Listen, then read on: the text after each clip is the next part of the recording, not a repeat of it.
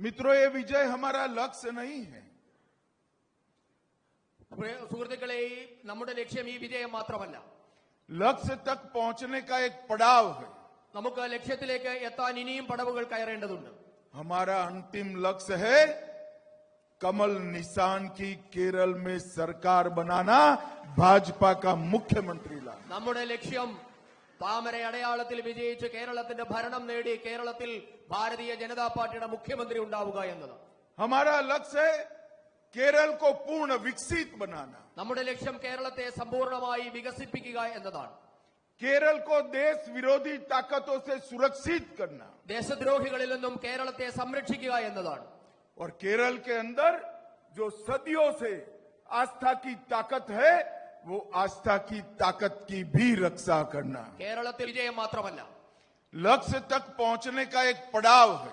നമുക്ക് ലക്ഷ്യത്തിലേക്ക് എത്താൻ ഇനിയും പടവുകൾ കയറേണ്ടതുണ്ട്. हमारा अंतिम लक्ष्य है, अब केरल की जनता भी मानती है कि तीनों काम यूडीएफ और एलडीएफ नहीं कर सकते हैं, केवल नरेंद्र मोदी जी के नेतृत्व में एनडीए ही ये काम कर सकता है। നാം ഈ പറഞ്ഞ മൂന്ന് കാര്യങ്ങളും നടപ്പാക്കാൻ എൽഡിഎഫിനോ യുഡിഎഫിനോ സാധിക്കില്ല എന്ന് കേരളത്തിലെ ജനങ്ങൾക്കറിയാം.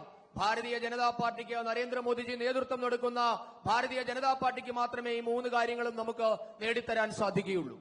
नरेंद्र मोदी जी ने देश के सामने 2047 तक, 2047 तक इस देश को विकसित भारत बनाने का स्वप्न रखा है।